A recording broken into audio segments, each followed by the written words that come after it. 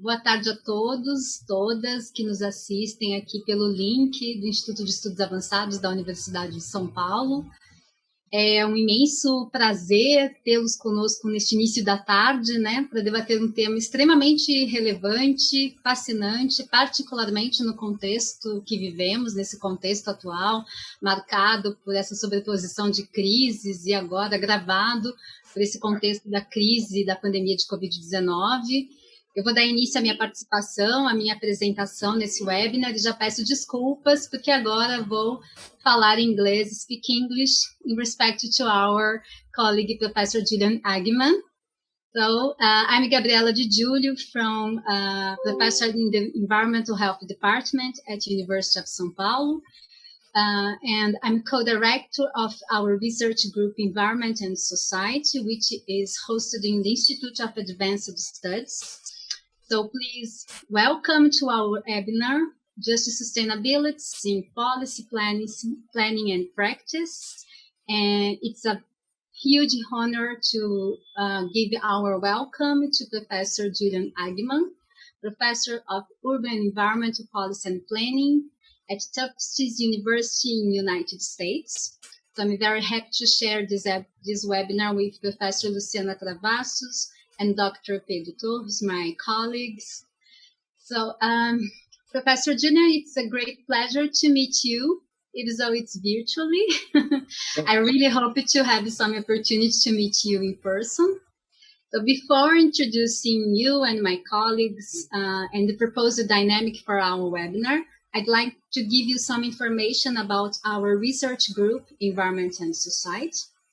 So at the moment, we are 23 researchers with different backgrounds, different expertises. This research group is hosted, as I said, at the Institute of Advanced Studies at University of São Paulo. Professor Pedro Jacobi, is the head of this group with me. I'm the co-head. And over the years, we have been started to develop some innovative studies, critical studies, collaborative scientific papers, books, promote workshops, meetings, seminars, webinars, always focused on the interactions between society and environment, analyzing the interactions, how the interactions between society and environment are embedded and expressed in social practices, in conflicts, in decision-making process. So in the last years, I would say that our main scientific contributions, scientific interests include critical analysis of the process of development, and obviously its environmental impacts, environmental consequences. We propose innovative theoretical perspectives, methodological approaches to understand the current situation of ecology, particularly in the context of Brazil, South America, Global South, and the critical studies focused on the interactions between environmental crises, such as climate change, loss of biodiversity, and social cultural contexts, interactions between science and policy, and sustainability. So that's the reason that I'm really sure that this webinar makes a real contribution to our critical reflection on the opportunities and challenges for a research agenda for concrete actions focused on sustainability. Taking sustainability as a real path to promote change for a more participatory, adaptive, sustainable future.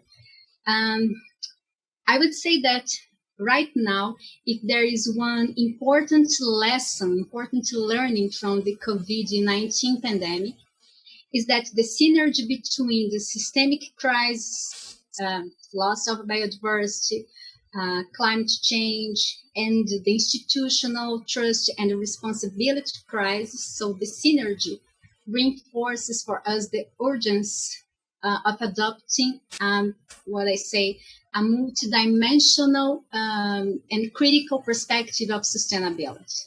A critical perspective that includes solidarity, shared responsibility for the planet's resources, human rights, equity, new model of production, new model of consumption. So I'm looking forward to hear you, Professor Julian, and your innovative, fascinating ideas and arguments about justice sustainability. I'd also like to introduce my colleagues, Professor Luciana Travassos from Federal University of ABC, Dr. Pedro Torres, postdoc research at the University of São Paulo. Welcome, Pedro and Luciana. I'm really, really happy to have you in this webinar. Very good company with our reflections in this afternoon. And please, for the public, if you have any comments, any questions about Professor Julian's talk, about his ideas, send it to our email, iearesponde@usp.br.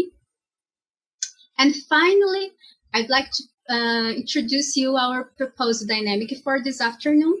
So Dr. Torres will introduce Professor Julian, comment about his brilliant career, his academic contributions to this influential concept of justice sustainability, which is, I would say, the intentional integration of social justice and environmental sustainability.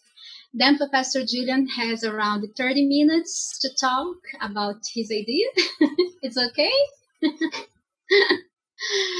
And I'm gonna need, we did discuss this, and my presentation is about 50 minutes. All right, yeah. Okay. I think it's no problem. No, it's okay, Pedro. I can do a shorter presentation if you would like. If you want a shorter presentation, okay. While you're talking, I will prepare, yeah. No, don't worry about the time. We have time for you, to listen to you. And Luciana has around 10 minutes to comment Professor Julian's talk.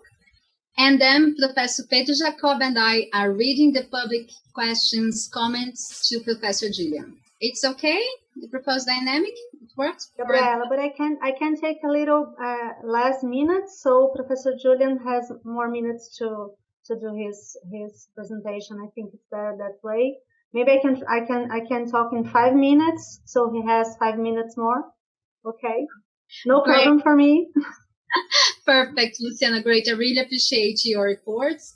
So, Dr. Torres, the floor is yours. Thank you so much for this opportunity, for organizing all this webinar, for inviting Professor Julian, and for inviting me to moderate this webinar. Okay. Are you listening to me? Yeah. Can you all? Okay. So, good afternoon, everyone. I'd like to thank the audience, and thank you very much, Sandra Sedini and all IAA team for all logistics and operationalization. Thank you very much, Professor Gabriela Di Giulio and Professor Luciana Travassos for joining us today. Very happy to have you all on board. We know that in these COVID-19 times of many events happening online at the same time, apart from our regular and new ones obligations. So I would like to sincerely thank Professor Julian Agman, who promptly responded to our invitation to be here with us in these difficult times. And sorry for some mistakes with the time zones, but we are here together, so that's good. And I have been working with the issue of environmental justice for over 10 years now, and when I was introducing to the notion by Professor Henrique Seraldi at Federal University of Rio de Janeiro, and since then I have followed some international authors' works, including Robert Bullard, the father of environmental justice, as he likes to call himself, Paul Murray and Timon Roberts, David Pellow, Isabella Angelovsky, and also Professor Julian. And if Professor Bullard is the father of environmental justice, I believe that we can consider Professor Julian as the father of the concept of just sustainability. So, which further reinforce the opportunity to hear it in this afternoon. And I don't know how much Professor Julian is familiar with, but in the Brazilian Academy in general, the environmental debate has some clear lines of understanding and approach to the sustainable theme. one perhaps hegemonic, even here at the University of São Paulo, has its roots in the formulation of the sustainability triangle, trying to balance economy, environment, and social issues, very influenced by the ideas of Professor Inácio Sachs. Another more marketable, believing in ecological modernization and believing that technology will solve our problems through the free market. Another more critical one concerned with problematizing the narrative and appropriation by the capital of the environmental resources in the territory. And I understand that Professor Julian's work dialogue with all these issues and approach. And I was always intrigued by the fact that in his proposal is not to throw away the concept of sustainability, to say it does not serve anymore, but on the other hand, on the contrary, to propose an alternative to what the professor considers as an equity deficit in its use, and the indication of paths and proposals through the praxis of planning to address these issues. In this sense, contemporary issues of space productions are on the agenda, such as climate justice, food justice, racial issue, and also how we could reimagine our urban planning praxis to be more inclusive, dismantling the legacy of racist planning with new forms of production in our cities, and how it has to do with sustainability too. So Julian is a professor of urban and environmental policy and planning, as Professor Gabriela already told us, and he's author or editor of 12 books, including Just Sustainability, Development in an Equal World, Cultivating Food Justice, Race, Class, and Sustainability, Sharing Cities, A Case for Truly Smart and Sustainable Cities, all these three from the MIT Press, and the last one, one of the top 20 books of Natures of 2015. And I think that's it. The more important is to hear Professor lecture. Thank you very much again, and the floor is yours. Okay, well, thank you. And thank you, University of Sao Paulo, especially Pedro and your team for inviting me. This is my first presentation to an international audience for quite a while. Usually I travel to these places, and one day I will come, I'm hoping, to Sao Paulo. I've actually been to Belo Horizonte, and I use the city of Belo Horizonte in my my talk about food justice. I am superbly impressed with the food security system and the interaction between civil society, governance, and the private sector that has seemed to work since 1992. It seems remarkable to me, and it's one of the most durable examples, I think, of pro-social justice-based planning. And you know, I'm going to start this lecture with my final point. We don't get to social justice. We have to start with social justice. Never was a policy that was designed around technical, economic, or environmental performance. Never does it deliver social good unless we place social justice and social equity at the core. So that's in many ways what I'm going to talk about. But why do I call it just sustainabilities? Well, if you were to go out onto the streets of Sao Paulo and ask 10 people what sustainability meant, if they understood what sustainability was, I would say 9 or 10 would say it's about the environment. And of course it is. But Minneapolis is a very sustainable city. I'm going to talk about Minneapolis. But is it really sustainable? It's a green city, but is it sustainable? Is it just and sustainable? So I'm going to come back to that question.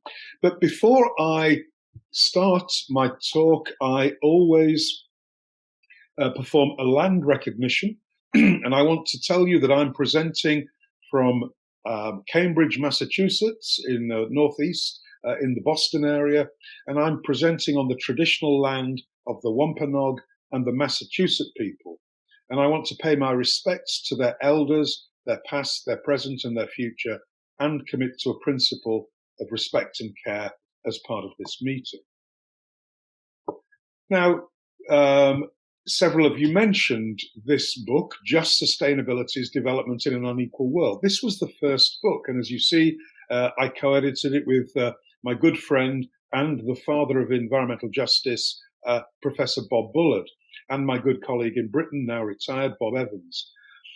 This book was remarkable in many ways. It was my first academic text, but it was also a book that really started the debate on social justice and equity within sustainability discourses. Prior to this book, prior to 2000, every book on sustainability was about environmental sustainability. And if you were lucky, there was a book with one chapter on equity and social justice. I still find a lot of those books, sustainability books with one chapter. And you know what? People come and say, Julian, will you write the chapter on equity and social justice? And I say, no, I'm sorry. I write books on this, but not chapters in books. So what were we trying to do here? We were trying to show that unless there was a commitment to social justice and equity, we would not see truly sustainable societies. That we could see green societies, and there are many examples of green projects in cities. And if you look at the databases, the best practice databases on sustainability around the world, 70% of the material is on environmental, recycling, carbon reduction, climate adaptation. This is all good, but it's not sufficient. So this book focused explicitly on equity and justice, on the link between environmental quality and human equality. And I'm going to give you an example about this from your own country. And this happened in 1988 when Chico Mendes was killed in the Brazilian Amazon. I was in London. Friends of the Earth in London said, oh my God, green campaigner, rainforest campaigner killed. But you and I know that Chico Mendes was involved. He was a social justice worker, the Brazilian Rubber Tappers Union. He understood that the fate of the rainforest is intimately related to the fate of the workers and the people who lived in the rainforest. So he was working both for environmental quality and human equality. But in the global north, we are very reductionist in our thinking, and we think green campaigner.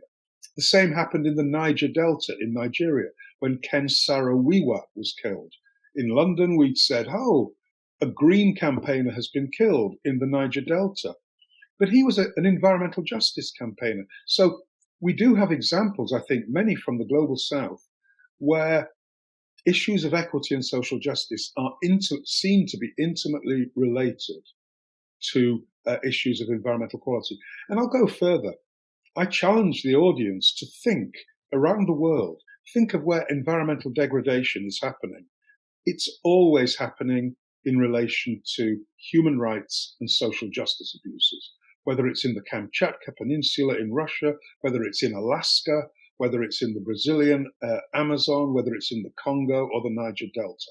Anywhere in the world, environmental degradation is destructive of human rights and social injustices. So we said that sustainability cannot simply be a green or environmental concern, important though these green aspects are.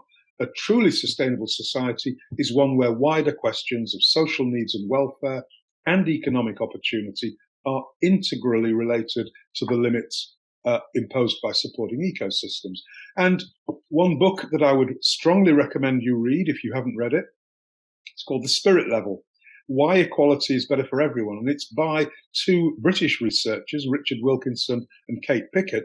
And what they did was gather 40 years of quantitative data, comparable data from around the world. And the headline is, it's not poverty, it's inequality that literally is killing us. It is inequality. And what they found was that countries with the bigger gap between rich and poor had more social problems. Prison incarceration, teen pregnancies, drug abuse, domestic violence, every single social malaise parameter was linked to greater inequality. They also found something very interesting. They found that Countries with the biggest inequality had huge advertising revenues. Advertisers, product advertisers, love inequality. Inequality sells because the poor are trying to buy themselves into the middle class into the upper middle class. We are on an escalator of consumption. And I've highlighted in yellow, inequality heightens competitive consumption. In Britain and in America, we call it keeping up with the Joneses. Keeping up with the Joneses. But what else does competitive consumption drive? It drives our carbon footprints. Climate change is being in part driven, at least in part, by inequality. If we had a more equal world, we would not have this competitive consumption that is driving our carbon footprints. Let that sink in. How often do you hear the climate change campaigners talking about inequality? Most of them are talking about the need for sustainable transportation, sustainable agriculture, green buildings. Yeah, good. But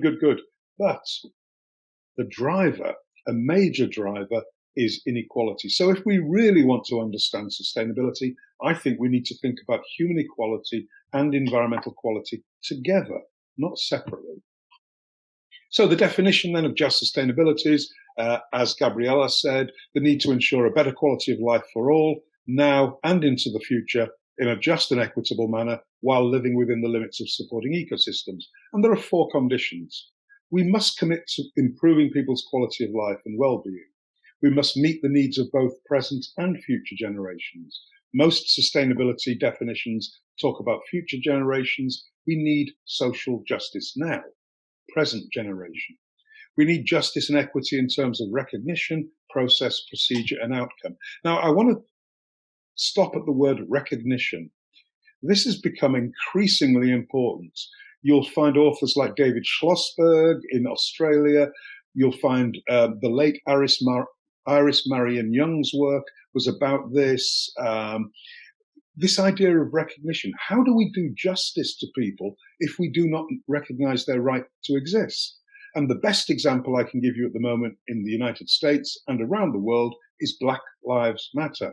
And you can see I'm in a drone at the moment hovering above Black Lives Matter Plaza in Washington, D.C. I'm not really in a drone, Gabriella, don't worry, I'm safe. I'm in my office in Cambridge. But the point I'm making here, Black Lives Matter, Me Too, the cries for indigenous recognition, this is a precursor to justice. If we don't recognize the rights to exist of these groups, then how do we ever have reconciliation or any form of restorative justice? All of these things must be done within ecosystem limits. So please don't think of just sustainabilities as being devoid of the science of the environment. My background, I'm a biogeographer, I'm a scientist.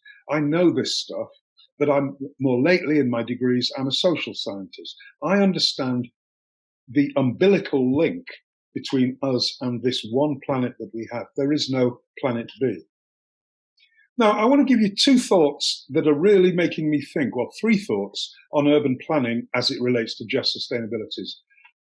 One of the best definitions of urban planning I have come across is it's about managing our coexistence as humans in shared space. Coexistence and sharing space. You can see why I'm interested in the notion of sharing cities. And this notion of coexistence and sharing space speaks, whether we're talking about environmental, transport, housing, or other conflicts, but we've got to be careful. We share space with people who are increasingly different to us. Our cities are becoming increasingly diverse and different. 2 Australian geographers talk of cities of difference, spaces where we are in the presence of otherness. And we have to find ways as urban planners of managing our coexistence in shared space, and not just managing, but celebrating our coexistence in shared space. The second thought that I want to give you before I start to give you some of my case studies is, what is the relationship between belonging and becoming in the city? As urban planners, as sustainability people, we're all about what cities can become. They can become smart, resilient, healthy, sustainable, and that's great. As urban planners, we've always been about vision about where can we go. But in the process, I think we're forgetting that we are denying belonging to increasing numbers of people. And you can see this in your cities in Brazil, in our cities in the northern, global north, gentrification, moving homeless people out, the xenophobia against immigrants. All of these things are denial of belonging. So as urban planners, I think we need to balance our desire for what cities can become with who gets to belong, because ultimately what our cities can become will be a product of who is allowed to belong in those cities. And finally, we often talk in the global north about human-scaled planning, and that's great, human-scale planning. The Congress for New Urbanism, all of this new urbanist thinking talks about let's make cities human-scale. But I want to put the letter E on human, humane scale. We need humane cities as well as human-scale cities. And I think Just Sustainabilities helps us think through these dialectics together. So I'm going to give you 3 examples. One I call spatial justice. How do we allocate rights to places and spaces in urban areas? Second, I'm going to come back to this theme of Minneapolis. How does one of the most green, liberal cities in the US end up as the center of our current introspection on structural racism? How does a green city become the most racist city? And then I'm going to talk a little bit about food, and I'm hoping that this isn't going to be too much of a relational notion, but what I want to talk about is what is local food in an intercultural society? And I'm hoping it will relate to some of your thinking in Brazil. So let's think about spatial justice. Fortunately, we do not have many cities in the world like Jerusalem or Nicosia or the former Belfast, where there was a wall that separated different groups. But in the US, we have cities where there is a freeway, and I'm sure you do in Brazil, a river, a rail track, and on one side they live, and on the other side you live. And their life chances are much less than yours. Their life expectancy is much less than yours. In fact, in the US, your zip code, your postcode can tell much about how long you're going to live and what your life opportunities are. That is spatial injustice. And the British MP, David Lammy, very, very, very visionary MP, in 2004, he said, just as social justice requires that life chances are not distributed along class lines, spatial justice requires that they are not distributed geographically. Now, fortunately, we have a great tool in geographic information systems, which is largely about mapping spatial patterns, spatial justice or spatial injustice. But let me give you an example, bringing this concept to the street level. Here's 2 streets. One is in Cambridge, Massachusetts, near where I live, where the big crane is, that's Harvard Law School there, and on the left is Södervägen in Gothenburg, Sweden. The streets are identical width, but they couldn't be more spatially differentiated. On the right, the American system is your access to space is determined by the size of your vehicle. In Sweden, not so much. They have spatially reoriented the streets. They have democratized the space such that cyclists, walkers, streetcar users have equal rights. To the left of the streetcar is the only part of the street that you're allowed to use your private vehicles. And I want to ask you the question, you're a kid growing up on one of these 2 streets. Imagine you're growing up on the street on the right. How is your brain wired differently to growing up on the street on the left? I'm sure every day going to school, coming out onto Massachusetts Avenue in Cambridge, you must be a little more angry, a little bit more stressed than if you're coming out onto the street in Sweden where it is calm and there is spatial order, there is social democratization. Now, we have some data on this. This was some data collected in the 1980s, late 1970s, early 80s in San Francisco. On the left, we have a street with heavy traffic, and on the right, we have a street with light traffic. The headline, car traffic decreases social interaction. The more cars, the more speed, the higher speed, the less social interaction. Now, you might say, well, what's the Just Sustainabilities take on this? Who lives in neighborhoods with heavy traffic? It's the poor, minorities, the immigrants. Who lives on the streets with light traffic? That's the wealthy, the people who've had what's called traffic calming, speed bumps, ways of slowing down traffic. So just bear that in mind.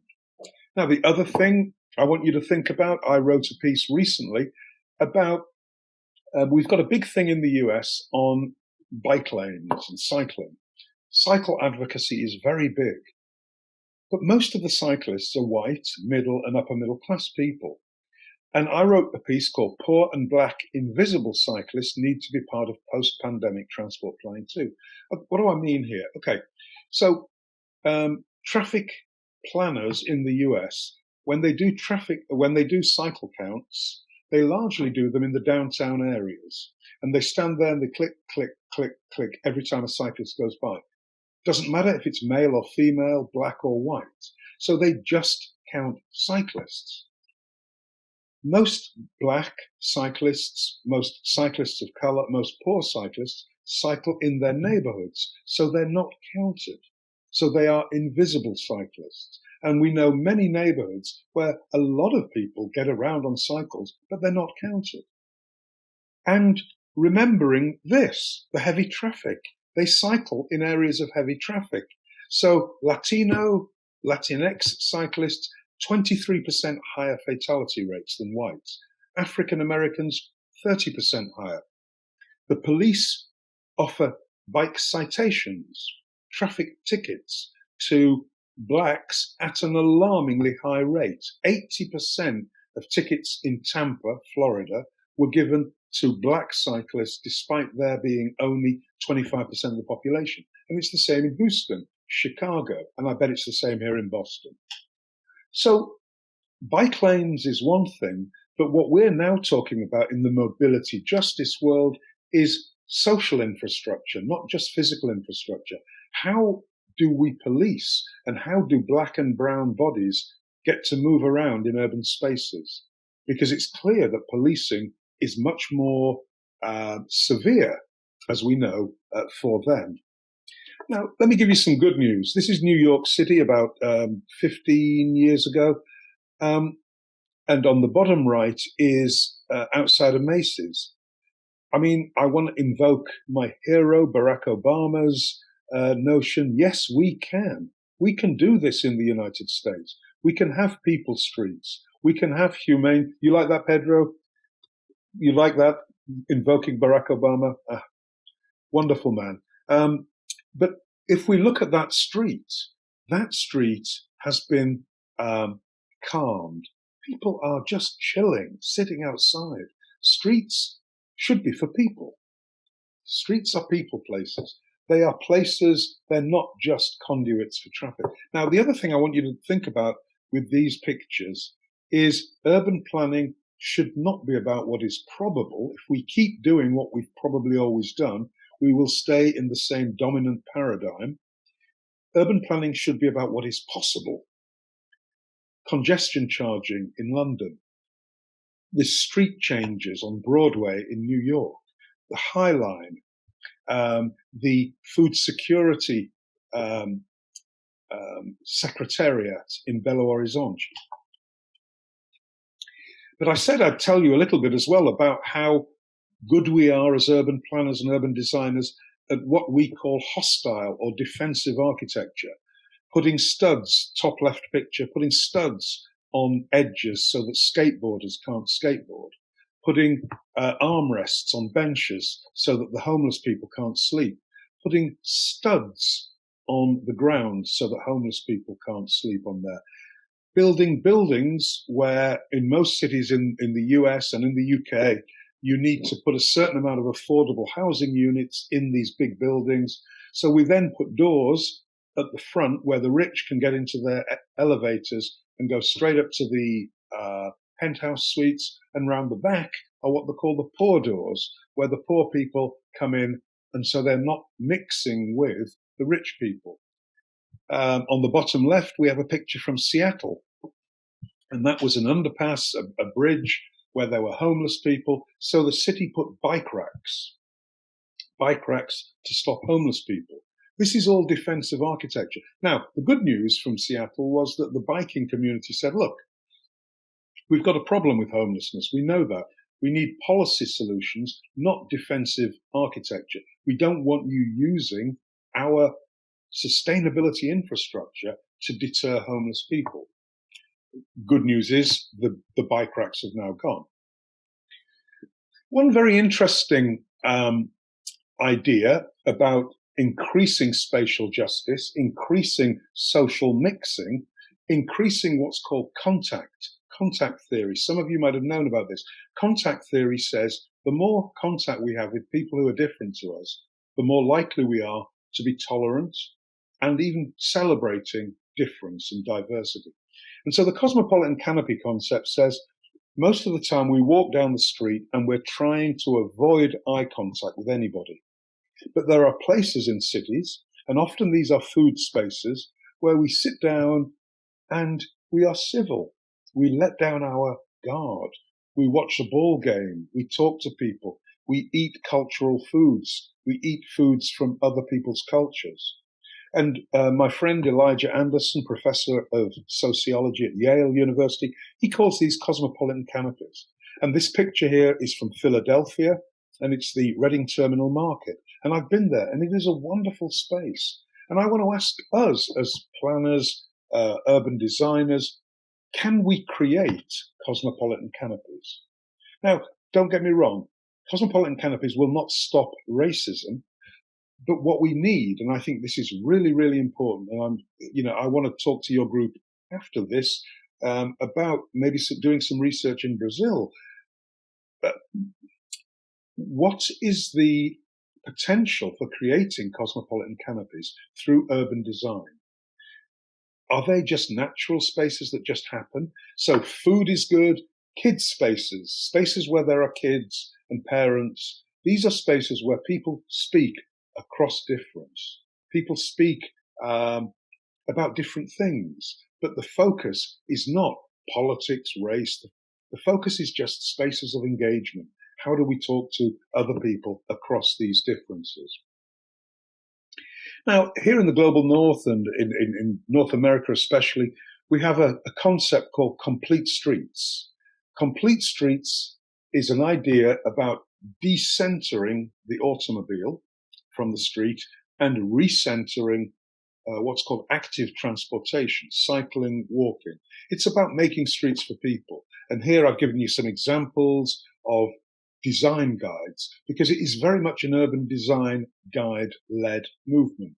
It's about redesigning the streets physically, and that's important, physically redesigning the street so that people have much more space. Now, on the right is what the urban designers often do. They design these streets, and on the left is a street in Athens, Greece. The two couldn't look more different. You can't design the street on the left. That's a social ecology of a street. So my point here, and I'm using the work of the late great geographer Doreen Massey, she says places, and I see streets as places, as constantly shifting articulations of social relations through time. So streets are not physical spaces, they are social spaces. But most of our urban designers are physical designers.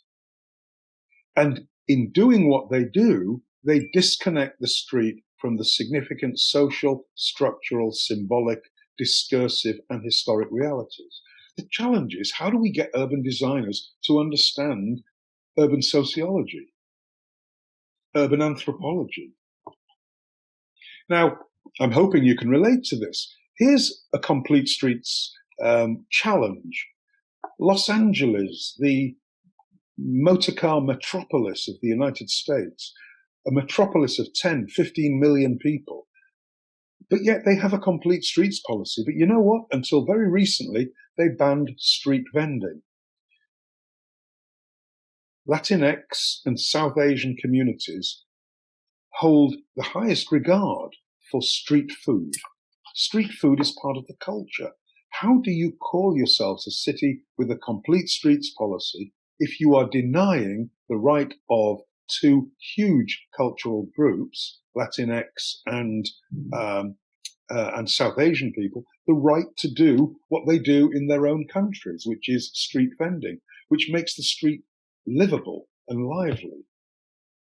So very recently, the city of LA did allow street vending. They allowed permitting, but not for the right reason. The right reason is we understand that the complete street is a culturally complete street. They did it because it is known that it was illegal and that they were worried that Mr. Trump's enforcement agents would come and pick people up and deport them, because many of these people are undocumented. So again, this idea of complete streets, I get it. It's a good thing, but we need to expand the notion of what a complete street is into a socio-ecological and cultural context. We also face the problem, and this is a book series that I co-edit, and hint, hint, if there's any of you who've got a manuscript that you're interested in submitting, my series is called Routledge, Equity, Justice, and the Sustainable City. One of the problems that we have is that these complete streets, these green streets, these sustainable neighborhoods, they are contributing to gentrification. They're contributing to gentrification. I'll talk a bit more about that. They're also contributing to what we're calling greenlining. And in the US, we had a practice, a racist practice in the 40s and 50s called redlining, where certain neighborhoods on a map, a red line was drawn around, and these neighborhoods were black neighborhoods, they were Asian, they were minority neighborhoods. And those neighborhoods could not get home loans, mortgages. So redlining was explicitly racist. Greenlining is not racist, but it's socioeconomically determined. But the outcome is the same, because in the US, socioeconomic and racial issues are intimately interlinked. So one of the arguments that we're putting forward in this book series is that what we are doing in doing these great neighborhoods, green neighborhoods, is we are systematically reproducing the urban, spatial, and social inequalities and injustices that have characterized our cities for the last century or more in the US. And just let me nail this home. So many of you will be familiar that one of the key sustainability metrics in urban areas is called walkability. How walkable is your neighborhood?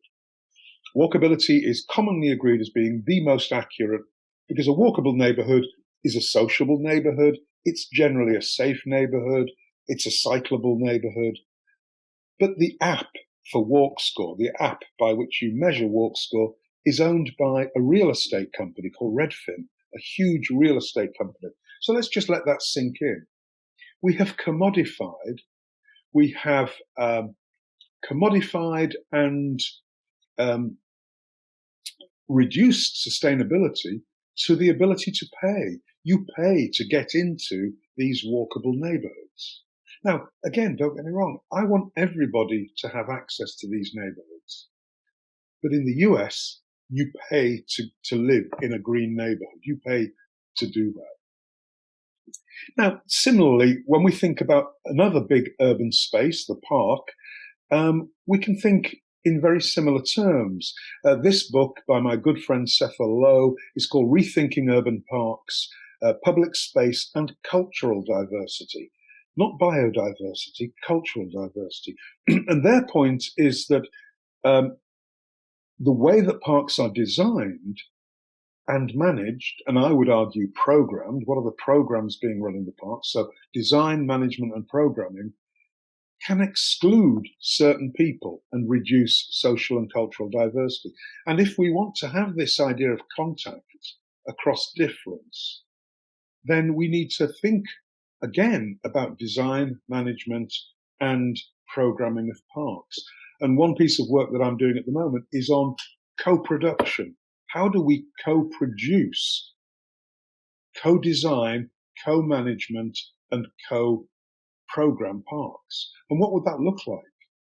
Where is the Parks Department that is brave enough to enter into a co-design, co-management, and co-programming process with the local community? Because I guarantee the outcome would be far superior to the outcome that we have at present. Moving on to Boston, there is an excellent report, and I can give people copies if they need it, and it's called Immigrant Engagement in Public Open Space, Strategies for the New Boston. And this was written again 16 years ago. But the point they make here is that we have some very cherished spaces in Boston. This is Boston Common, and these spaces are often managed or overseen by the Friends of the Park. And we all know who these organizations are. They are upper middle class white people who are very well connected to funders and can get things done quickly. They know who to call. So these parks are a legacy of the great designer Olmsted. And the question that I'm asking on this slide is, as Boston changes and as Boston becomes a more majority-minority city as it is now, what happens when the leadership of the city of Boston is not the same as or in the same social group as the friends of these quaint parks? Why is it that these organizations like Friends of the Park are so resoundingly white? And I want to give you some examples of this idea of who gets to belong, who gets to be engaged in parks and public spaces. We do have some evidence that immigrants to Boston, and I'm sure to other cities, gravitate. They go to places for recreation that remind them of home.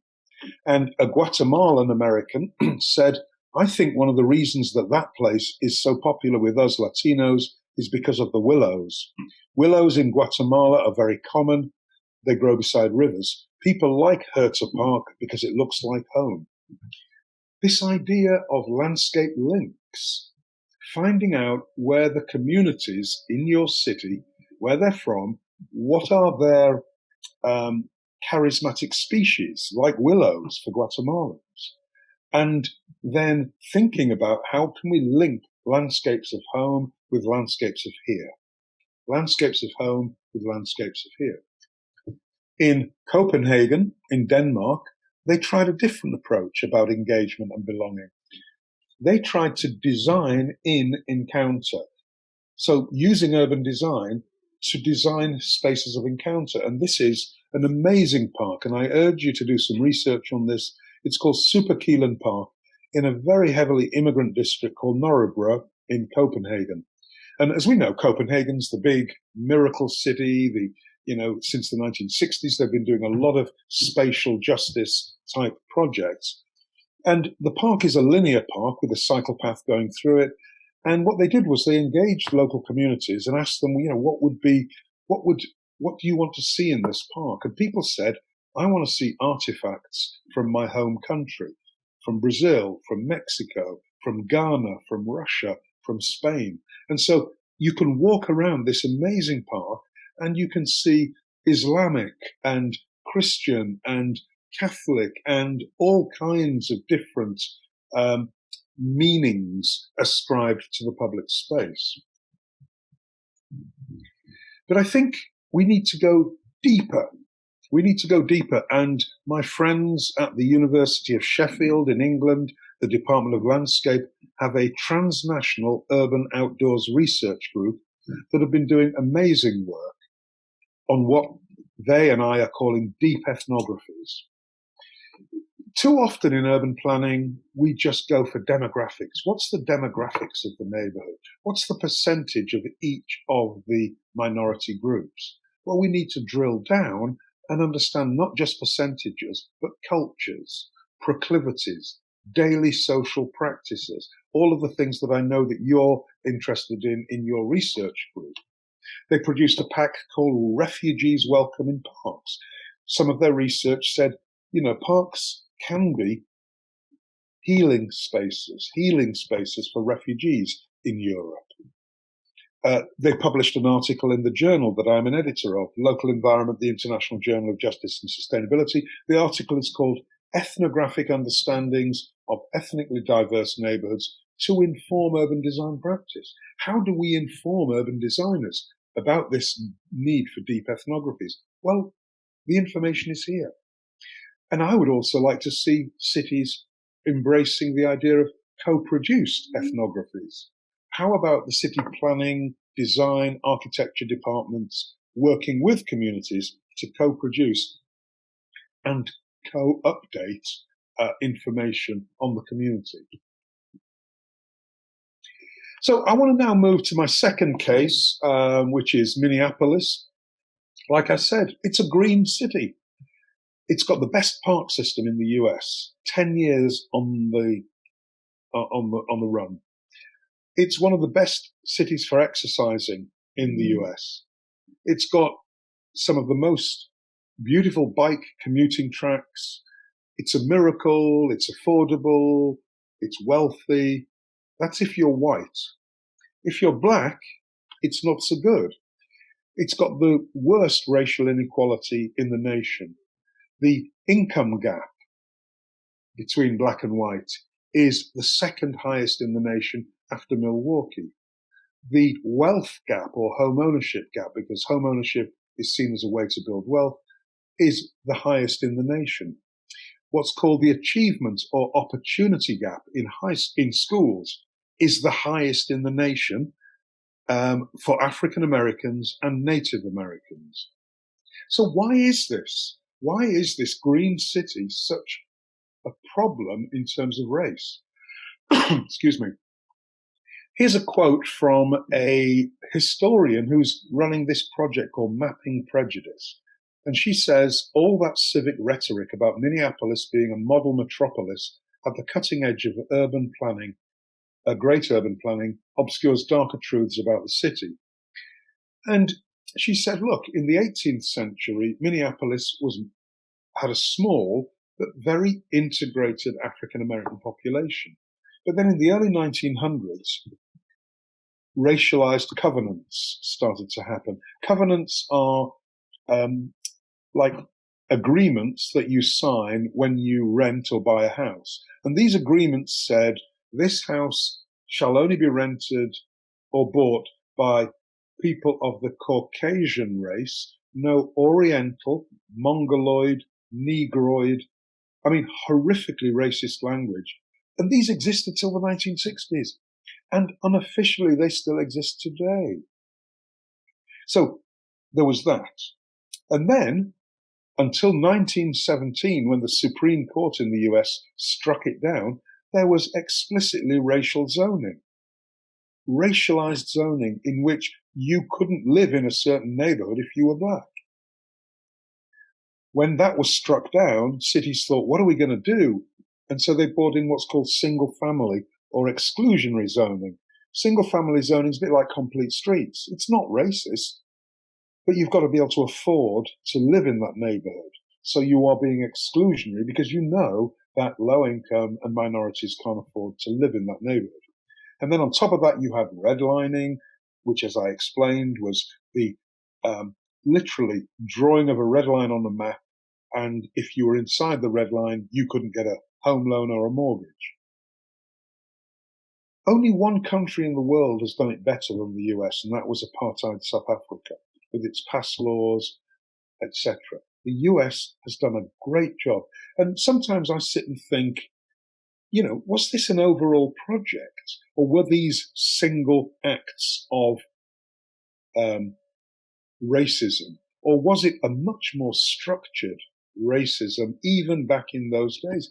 And I have to come to the conclusion that it was a layering of disadvantage and racism that has amounted to racial segregation then and now. Now, as I mentioned, this is a progressive city, a very progressive city with a very progressive Democrat mayor and city council. And they get it. The director of long-range planning says there's a direct link between those practices in the late 19th and early 20th century and today's modern zoning plans. Part of the impetus for our change is to try and undo those impacts. So the city recognizes that it is doing it. I put it another way. Urban planning is the spatial toolkit for articulating, implementing, and maintaining white supremacy, and we can do something about it. So what is the city doing about it? Well, it has a plan called Minneapolis 2040, and the first thing that they did was to abandon single-family zoning, which was 70% of the land space of the city. So they're allowing more buildings on single-family land, duplexes, triplexes. They're including inclusionary zoning, which means that new apartment buildings have to have 10% or more of units of low to moderate income. And goal number one of the plan is to see all communities fully thrive, regardless of race, ethnicity, gender, country of origin, religion, or zip code, having eliminated deep-rooted disparities in wealth, opportunity, housing, safety, and health. So the city is trying to do something. Another city in a similar position is Portland, Oregon. Super green, sustainable city. People are moving to Portland because it's green. But beneath the surface is this insidious, structural, institutional racism. And the city, similarly, is a progressive Democrat city, and they're trying to do something about it. So my final example is looking at food justice, and this is my one of my most popular books, Cultivating Food Justice, Race, Class, and Sustainability. I want to start with this question: what are local foods in an intercultural society? We've got a very active, very powerful alternative food movement in the US, and they're very prescriptive about what local food is. Oh, it's food that should be grown. It's ecologically, it should be grown ecologically here in Massachusetts or in Maryland or wherever. But I want to give you some examples that challenge this dominant narrative. So here's two farmers, George and Julia Bowling. They're tobacco farmers in Maryland, and for the last 20 years, the state of Maryland has been offering grants to get people out of tobacco farming for obvious reasons. So George and Julia, being good American entrepreneurs, have been thinking, okay, what do we do? What's our next cash crop? And they looked across the border into Washington, D.C., and they said, there's an African community of 110,000 people, many of whom are diplomats, lawyers, surgeons, and they want to eat locally grown African food.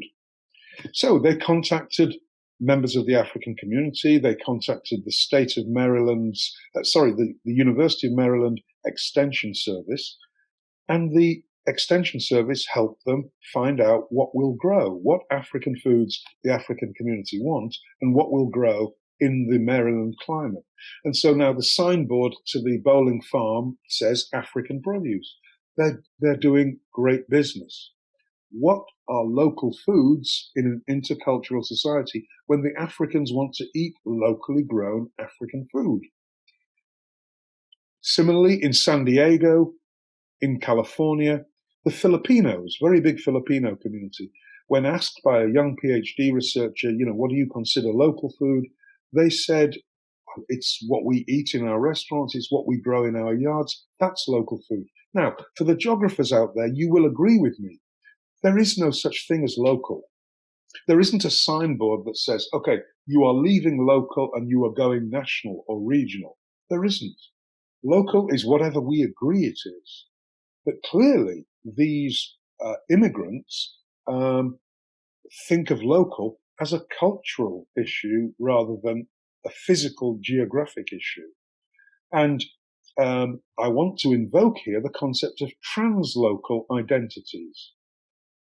What's happening here, what is happening with the Guatemalan who like to sit by the willows in Boston, is translocal identity formation. Plain and simple. Immigrants bring with them their own local. And who are we to say, given the relational notion of what local is, who are we to say that's not local? I want to see more reflexivity, more understanding, more more sympathy and empathy with different ways of seeing the local. In Vancouver, Canada, 20% of the farmers are Chinese Canadians, 20% in the Greater Vancouver region. And these farmers, they grow a whole range of crops that the white farmers don't grow. In fact, I was giving this talk in Vancouver 10 years ago, and a young African woman just immigrated from East Africa to Vancouver. She said, Julian, I go to the Chinese farmers because they sell the crops that I want to buy. Chinese Canadian farmer entrepreneurialism, in light of anti-Chinese racism, has produced an alternate local economic reality. So you've got the white farmers markets and the Chinese Canadian farmers markets. Now, whether they should mix and become one farmers market, that's another question. But what we're looking at here is the reality that because of anti-Chinese racism and because of the Chinese Canadian farmer entrepreneurialism, we are seeing very good evidence of an alternate sort of local food economy around a redefinition of what local food is. Similarly, until very recently, we had a fabulous example of Latino, Latinx placemaking, South Central Farm in LA. It was the biggest urban farm in the United States, but it was bulldozed about 15 years ago. And these two women, Zapotec women from Oaxaca in Mexico, they said, we planted this place because it's a little space like home. We use the same plants that we had back in our garden in Oaxaca. We can eat like we ate at home, and this makes us feel like a part of who we are. It allows us to keep a part of who we are after coming to the United States. Autotopography, the inscription of one's culture and identity and community on the land surface. So you can see the garden here is not just culturally appropriate foods, it's grown identically to the way that they grew it in Oaxaca. The willows in Boston, the Africans in DC, these people, the Chinese Canadians, the Filipinos, the Oaxacans, all of them are expressing an umbilical link with a distant elsewhere, but are bringing it into the present, their present. And again, it's a belonging becoming tension. It's a belonging becoming tension. And, you know, the final example I want to give you here is this link of 50 farms across the United States that are working with people from East Europe, refugees from Eastern Europe, North and East Africa, Southern Asia. These are the new agriculturalists in the United States, and they are farming. My own university, Tufts University, has a farm called New Entry Farms, where they work with a lot of people from different cultures on what will grow in the United States. So I've told you here some alternative stories, I think, of immigrants and agriculture. These are the stories, the narratives that you don't hear. And if you're really interested in this kind of stuff, my latest book through MIT Press, edited, incidentally, with one of my students. I do work with brilliant master's students. In fact, Sydney, my co-editor, was an undergraduate in my class. She's now doing a PhD in anthropology of food at Brown University. But this book really carries on this story about how immigration and food and immigration policy, both at the macro and micro level, are absolutely fundamental to the new American story. So in summary, we need to think about managing our coexistence in shared space. We need to think about belonging and becoming. We need to foster engagement and belonging using deep ethnographies, co-produced deep ethnographies. We need to engage in intercultural, culturally competent planning and policy making. We need to practice humane-scaled and human-scaled urban planning and design. And again, coming back to my very first point, social justice never simply happens in planning processes and outcomes. It must be intentional, implicit, and front and center in our work.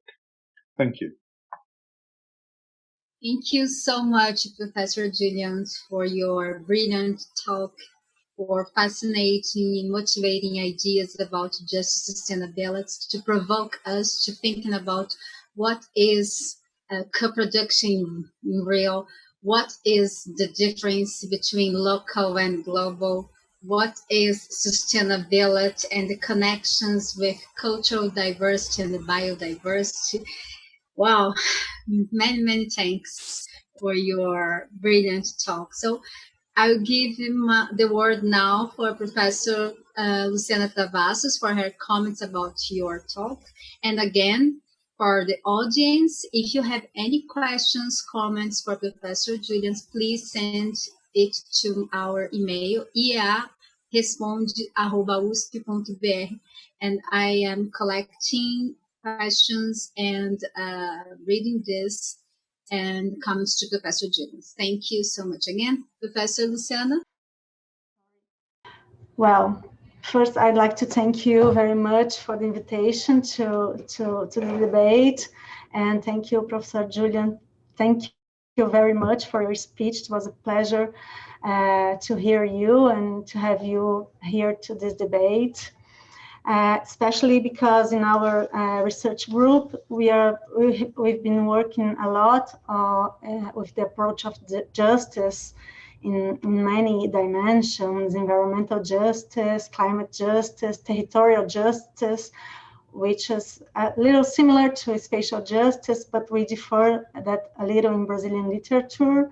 The concepts of space and territory, we treat them a little differently. Just transitions and others that are very linked to the multiple layers of vulnerability and risk that exists in our Latin America cities.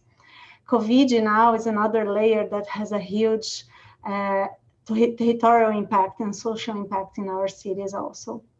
But the idea of bringing the concept of sustainability, which I like very much, even though we always have to expose or detail its contents, to bring together sustainability with justice looks like very appropriate to spatial planning, especially because sustainability is something to be, and planning deals with that. What is to be depends on its social construction, collective social construction of possibility, as you said, which is planning in a broad view. So planning is actually, I think that planning is this collective social construction of the possibilities. In the sense, I'd like you to go a little further in an idea or condition in the concept of sustainability as you presented it. This idea appears to be very important, in my opinion, is the one that say that to achieve justice and equity in terms of recognition, process, procedures, and outcomes.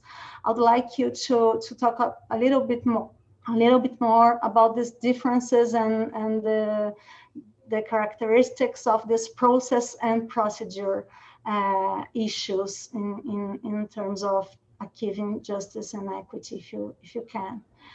I believe that we are talking about a form of planning. When we talk about these conditions, we are talking about a form of planning that takes into account that each stage of the planning has to be built together with the community, aiming at the demands of its place and conditions of life, as well as its culture. But I'd like you to explain in more details each one of these dimensions of equity and justice. I think you talked a lot about recognition. It's very clear, and outcomes are almost very clear too. But this process and procedure, I'm very curious about them. So if you could go a little further, I would appreciate very much. Another issue that I'd like to highlight is the relation between spatial justice, which is very, it's an important thing to us, scale, inequalities, and segregation.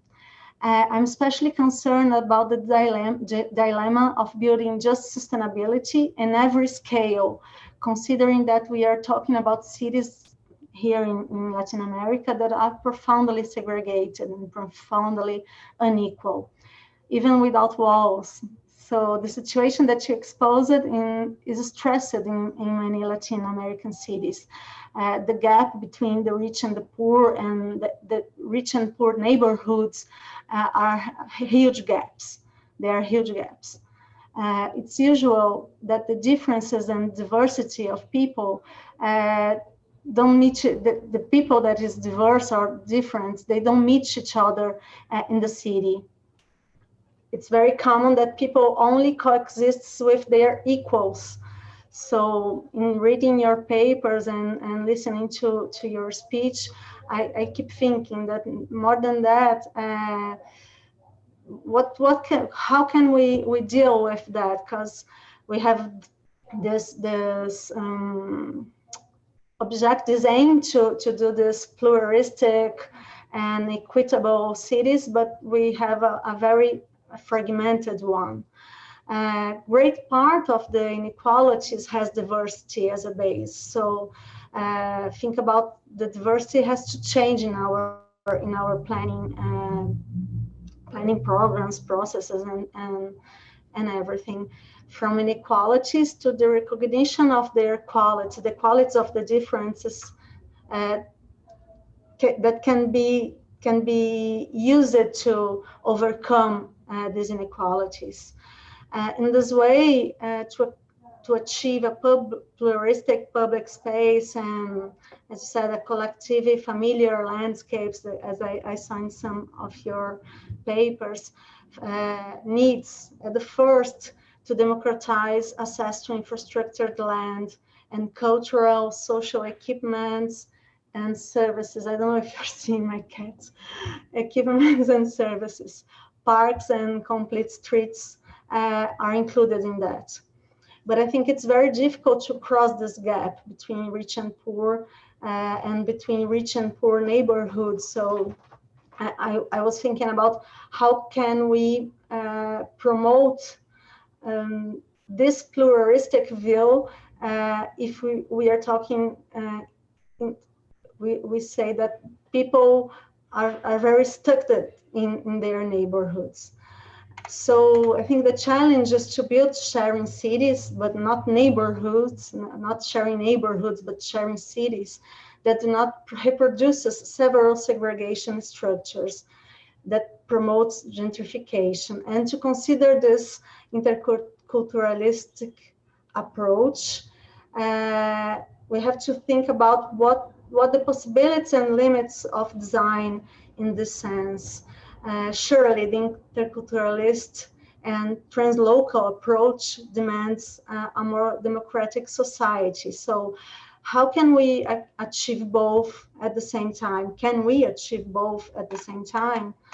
I'm also wondering about the whole of the state to promote this real cosmopolitan canopy in its completely multidimensional and multi-scalar approach.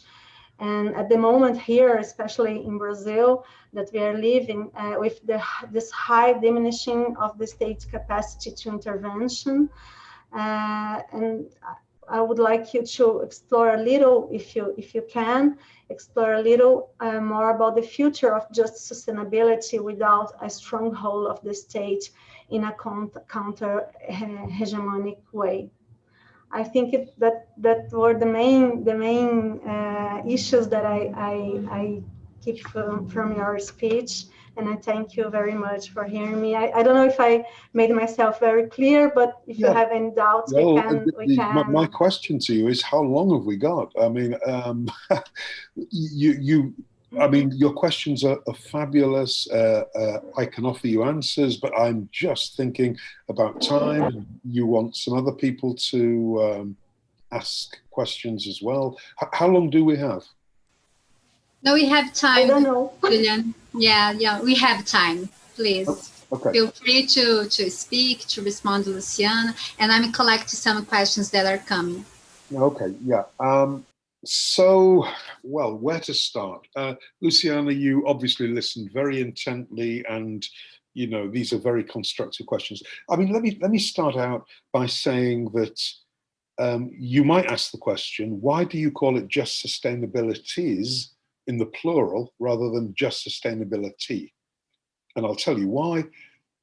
Because sustainability, just sustainability, will not look the same in every place around the world. So we use the plural because, you know, I think we can all agree that we need to commit to improving everyone's quality of life and well-being. We need to do this in the most just and equitable manner, and we need to do it within the limits of ecosystems. That we can agree on. But it is a culturally bound and relational concept. So, you know, what sustainability might look like, just sustainabilities might look like at different scales in Brazil will be very different, I think, to the US and Boston, say. Process and procedure.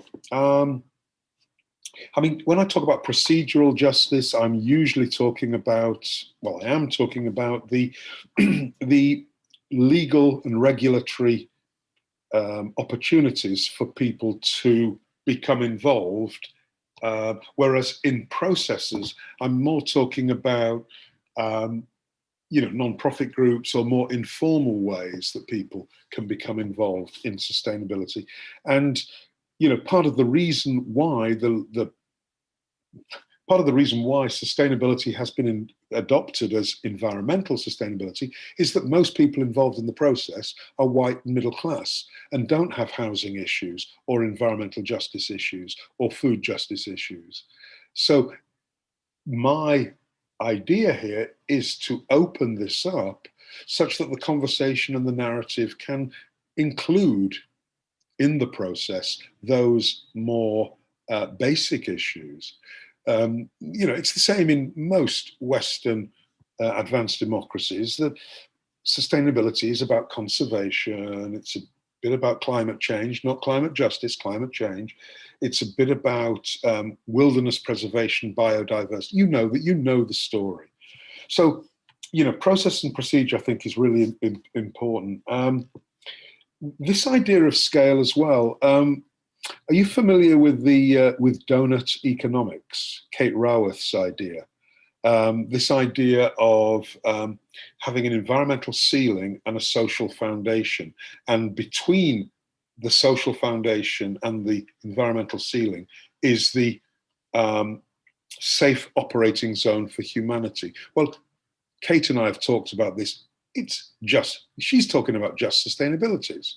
She's talking about the need to live within limits, but we must not let people fall below this. So I'm very interested in the work that she's doing. I mean, this is a global scale kind of framework, but yet she's working with Barcelona, Amsterdam. She's working on city-based scales. So I think, you know, I think there are models within the just sustainability concept, models such as she's working on, that do take us into many different scales. So I think I think scale issues are really important.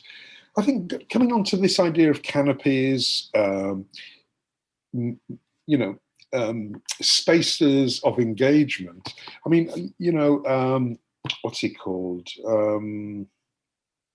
Mayor of Curitiba, Enrique Peñalosa. He said, in parks, people meet as equals. Now, you said, Luciana, that, you know, in Brazilian society, you know, people only meet other people of, and you used a word, I was going to, and I can't remember what the word was, but it's quite a provocative word, their status or something like that, as if status is fixed, immutable.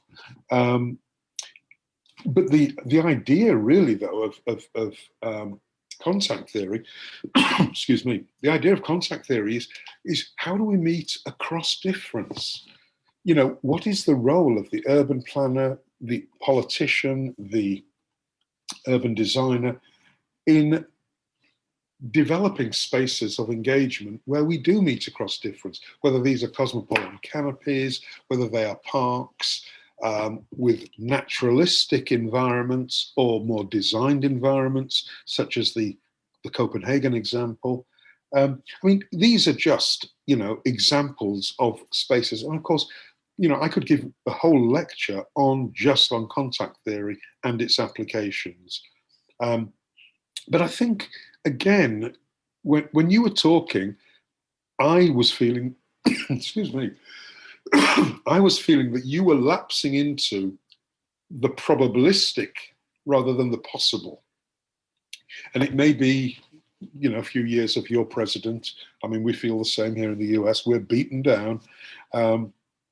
But we have to think about what is possible. And we have to think of those great examples where we have really pushed the envelope.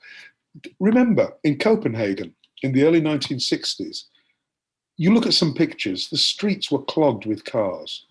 And then some planners said, and Jan Gehl and, the early mayors in Copenhagen, they said, we're going to start incrementally opening up public space, opening up the streets. And the Danes said, we're not Italians, we're Northern Europeans, we don't walk around, we want more cars. Little by little, after from the 1960s, 60 years of incremental change, we now have this city where public space is part of the norm. It's been normalized, it's been mainstreamed. They never thought it was possible. Now, what I'm always saying to my students is, we don't have 60 years to play around with. In the early 60s, we had some time, but we don't have that time now with some of the cascading crises that we face. And I'm now, skeptical about incremental change. I'm really skeptical that we have time for incremental change. I think incrementalism might play a part in that, but I think we need much more transformative and what we would say precipitate change. And I think we actually have the opportunity for it now. We certainly in the US, we are using the phrase, if not now, when? Because we have this public health crisis and we had 8 minutes and 46 seconds of the most horrific, agonizing TV that has brought America to a racial reckoning. I mean, two big things have happened this year. If not now, when? And politicians are seizing on this. They are reimagining our streets, the number of new bike lanes, the number of, new parks that people are planning on old parking lots, on the now defunct suburban malls. There is a new energy about urban planning and planning of public space as a result of this paradigm shift. We are in a paradigm shift at the moment. And so, I hear all of your, and again, visiting Belo Horizonte and just seeing the gated villas all around the hotel that I was near the hotel that I was staying in, and then going into the poorer areas, having visited, South Africa and visiting townships. And then, it's interesting, Cape Town, the blacks and the townships are all at sea level, and then as you go up the hill towards the Table Mountain, the higher you go, the whiter it gets. The white folks all live in this beautiful temperate zone up above the sea level. All our cities are spatially segregated in many ways. The rich door, poor door is spatial segregation. I mean, the first thing is recognition of these inequities and then doing something about it. And comes to my final point here. I am so excited at the moment because we are about to have a mayoral election in Boston, and usually Boston mayors are white men. And we're going to have, I think, our first woman of color as mayor of Boston. She's Asian American, Michelle Wu. I'm an advisor to her on her food justice agenda. Get this, a food justice, not a food action plan. This is not a nice little food action plan like I see in most cities. My students and I have done an analysis. Her plan is closer to Belo Horizonte than it is to Seattle. They're not talking about fixing the prices of certain foods, but she's talking about worker rights. She's talking about, anyway, I could go on. And she's also talking about cutting the the fares on the subway for kids under 16, etc., etc., etc. There's so many things that she's looking to do. So I want to leave you this point: leaders of vision. Our current mayor, he juggles between the needs of the unions, the property developers, and the rich white folks who tell him what to do. This mayor wants to abolish the current planning system for Boston and have a more community-centered one. Yes, we can, Pedro, yes, we can, but we've got to have the leadership and the civil society actors. So we have 4 questions from the audience. My idea is say the 4 questions, and it's up to you how you choose to respond them. It's okay for you? Yes. Yes. So the first question is, how open are the politicians, the decision makers in general, for these innovative, creative, fascinating ideas of just sustainability? The second question is... Now, is that in the US, or that's in the US, is it?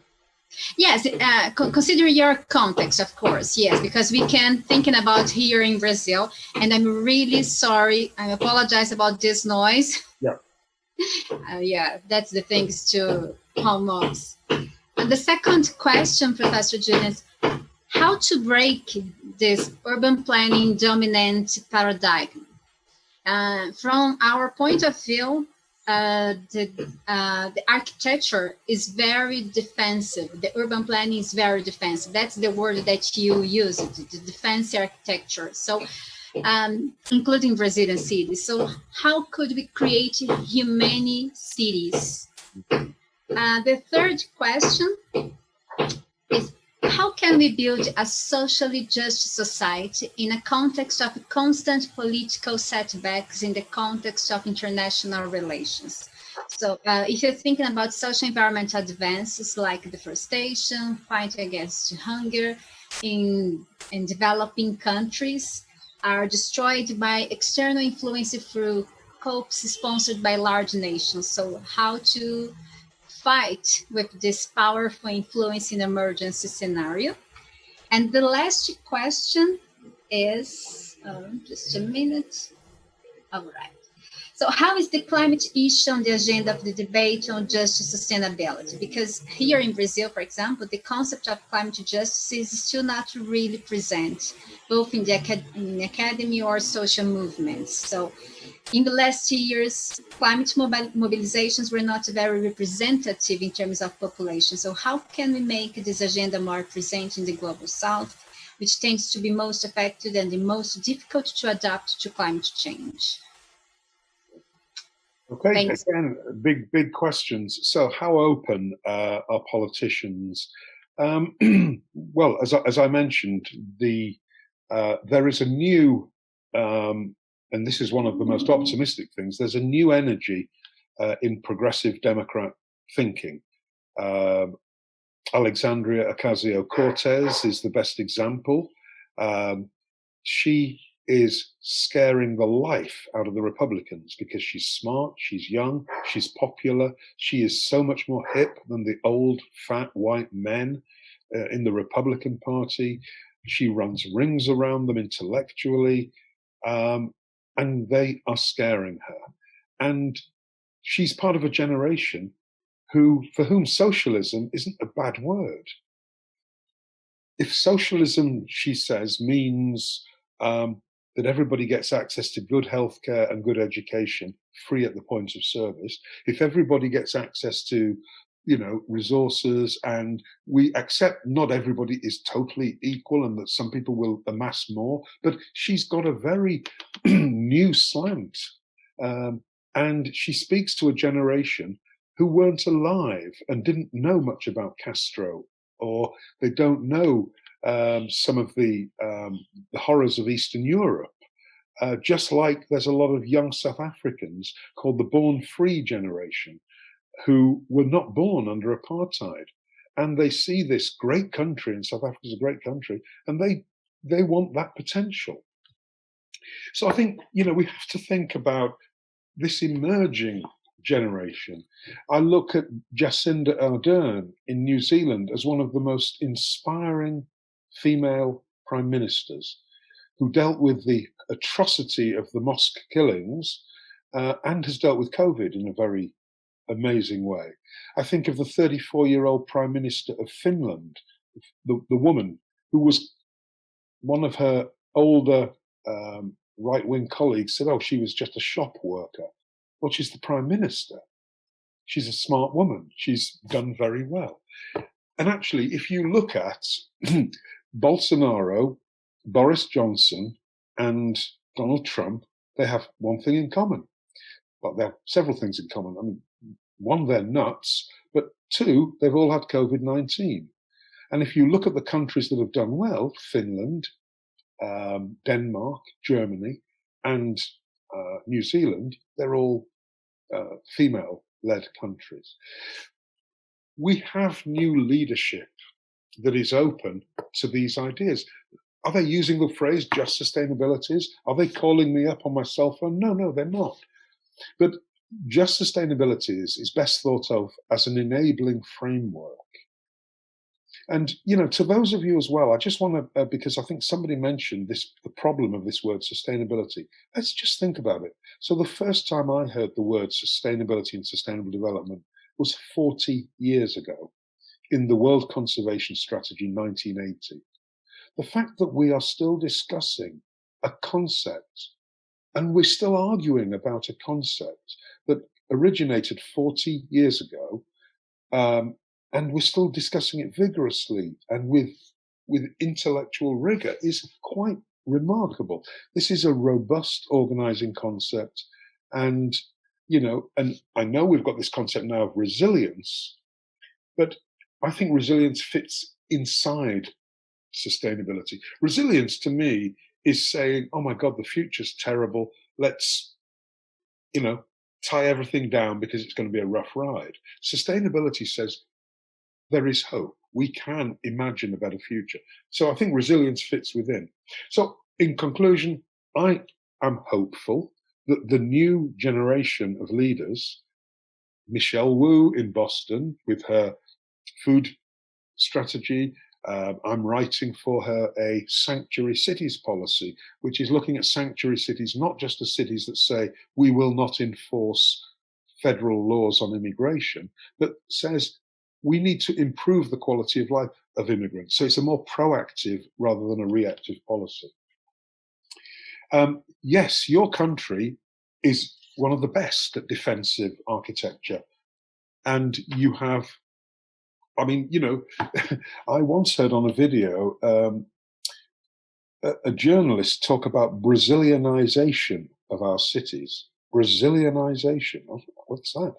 The gating of our cities. This journalist used this notion of Brazilianization. I mean, you do it pretty well.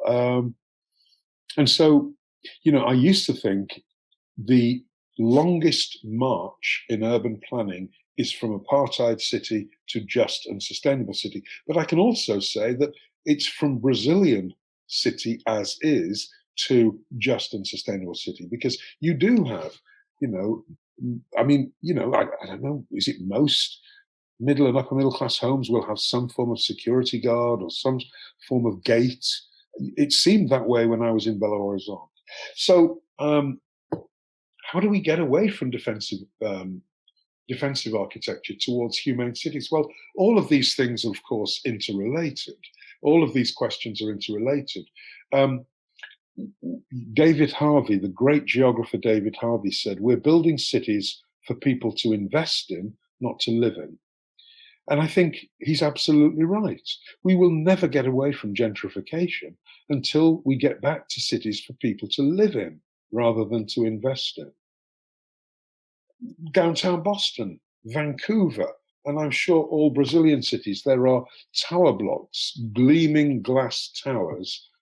Panama, wherever there are glass towers that are half empty or even 2/3 empty because they're just investment shells. You know, something has to happen there.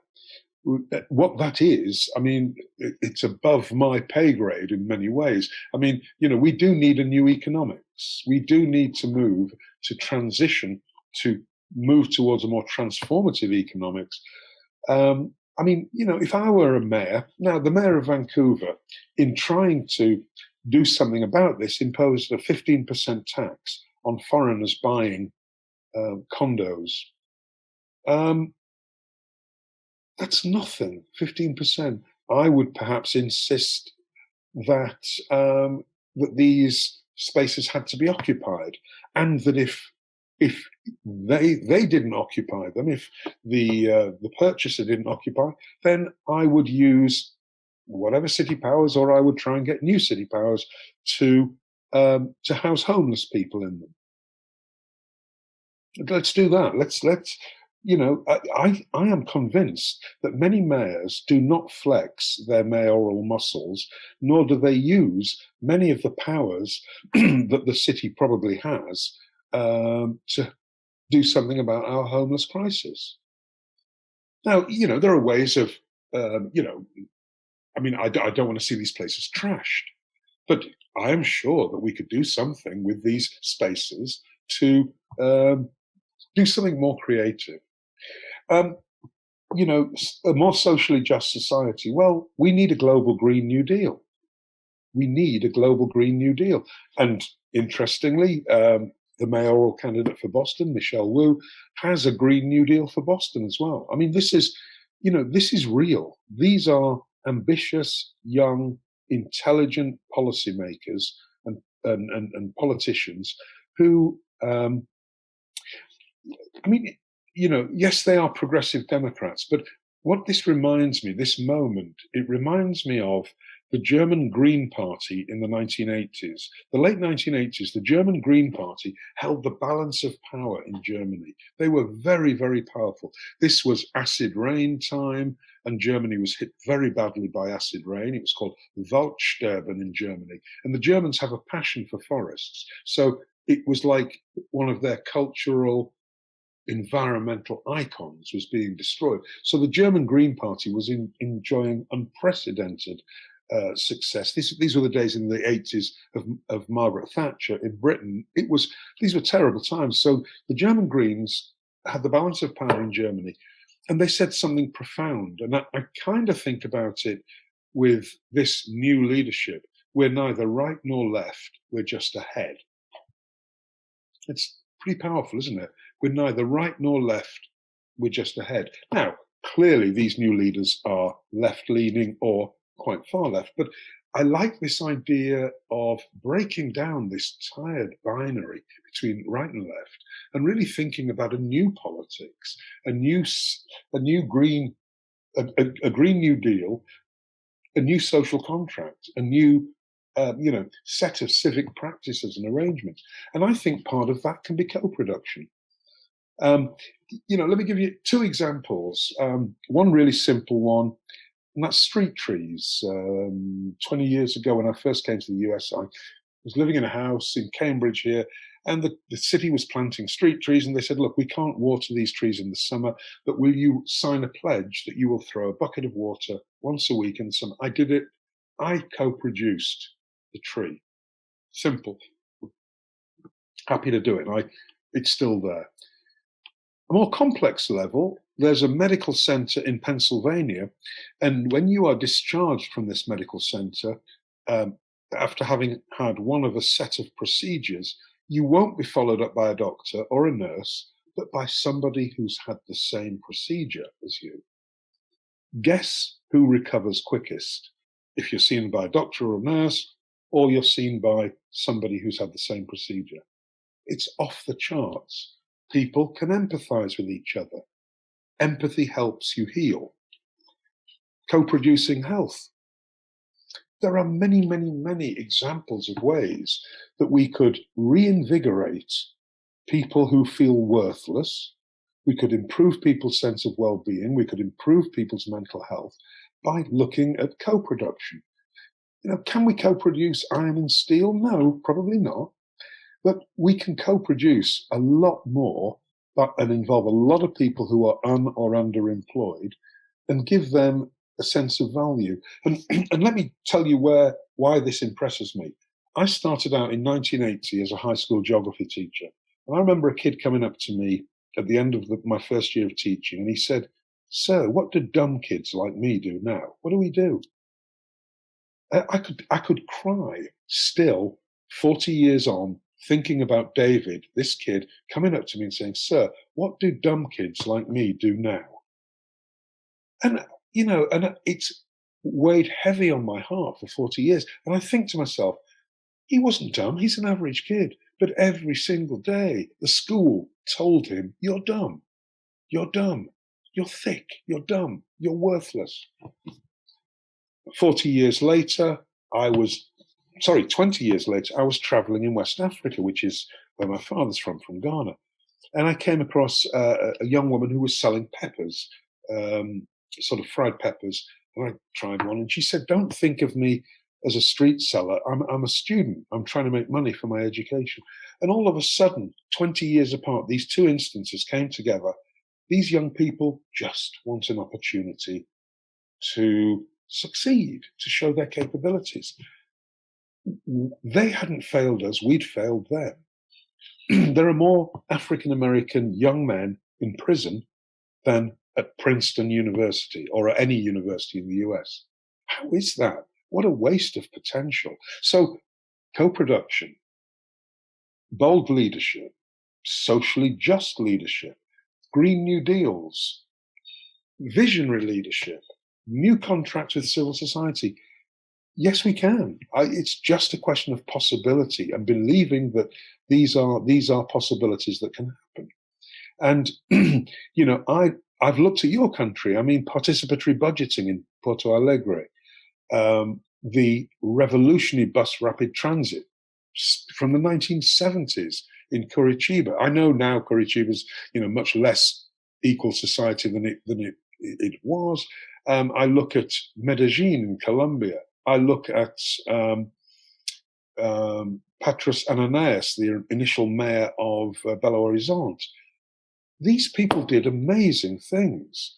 The Bogota miracle as was. Now, it slipped back, I know that, but the interplay between Antanas Mockus and Enrique Peñalosa. Latin American cities have done some amazing things, and maybe because they've had the mandate, because of this great inequality. I'm still trying to get my head around that. But I think, we have the ideas. And then just the final point you make about climate justice. What's really interesting to me is in the global north now, we are beginning to reframe the notion of climate change into climate justice. And it has brought a new constituency. The unions, African Americans, people from more diverse backgrounds, because it's taken away from the technical and scientific and economic imperative towards justice, towards, hey, why is it that your community in Boston gets flooded each time we have a big storm and not their community? And look what you look like and who are they and what's the average income in your neighborhood? People kind of get it. And so, again, I think recognition and really helping people to see the deep inequities, and yet we can do something about those deep inequities. So that's a very long way around, I think, those four questions. We need politicians with vision. I think there is, and we need the policy window. And, I go back to what I said, if not now in the US, certainly when. I mean, we really have, I think, the grounds for change. So, yeah, and I see there's more questions. Professor Julian, unfortunately, our time is up. So thank you so much for your brilliant talk, for inspiring us, for your enthusiastic and provocative reflections, for pushing us to be more positive, to be more confident about the possibilities that we can explore for both present and future generations. So I'm really, really happy to hear you. It's a great pleasure. And I really hope to meet you in person very soon. Oh, Boston's a great place to visit. We've got a lot of good universities here, other than Tufts. So, yeah, please. I mean, it would be great. And it would be great to continue talking to your research group because, I mean, similarly, I'm very enthusiastic, but I'm located in a place. I mean, you think about Cambridge, Massachusetts. There's 100,000 people, and we have MIT and Harvard, two of the world's top 5 universities. This place is brimming with ideas and possibility. And now we have a mayor, potentially, who is reflective of my ideas. I mean, this is exactly what I came into this for. And so I was going to say, I appreciate the dose of realism, Luciana, Gabriela, Pedro. I appreciate the realism because, yes, I'm optimistic. I absolutely believe we can make changes and we can make them quickly. And let me leave you with one thought as well. My take is on the Belo Horizonte food policy, which the Milan Urban Food Policy Pact, which is a global pact of cities, it says that Belo Horizonte is right at the top there. It started under the Socialist Worker Party in 1992. It's been changed. It's been changed a bit here and there, but it's very popular. It's popular with people. They like it. And so right, left swings in the administration, nobody has picked it apart. They've changed it. They've underfunded bits, but the basis of the price support, the people's restaurants, food with dignity, social justice, the Brazilian right to food, and one brilliant piece in your right to food constitution or your right to food ordinances is try to never eat alone. I like that. You guys have got the basis of a lot of change. You just got to get rid of the president. Okay. That's so true. And Professor Julian, you are more than welcome to come to Brazil again, to visit us, to visit our University of São Paulo, to spend time with us. We will be happy with this opportunity. Well, in the meantime, let's continue talking. Sure. And many thanks, Luciana, for your comments, for shedding light on the perspective of the Brazilian cities, thinking about Professor Julian's talk, and trying to give some ideas to thinking about our process of urbanization, our social inequalities, our challenges for now and for future. And thanks so much for Pedro Torres to organizing all this webinar. It's a fantastic afternoon. So Luciana would like to say something? Yeah, no, just to thank you very much for the invitation, Gabriela and Pedro and Professor Julian. I'm surely going to Boston because I'm crazy to know Emerald Lake necklace. I love Olmsted. Right. And you're very welcome to meet our food system because it's very nice too here in São Paulo metropolitan area. I'm particularly interested in that. Yeah. And I hope we keep exchanging ideas. Absolutely. Well, thank you very Pedro, much. thank you for making the link, and have a great weekend. My pleasure. Thank you very much, all of you. Have a nice weekend, you all. Absolutely. Okay, take care. Take care. Thank you. Bye-bye.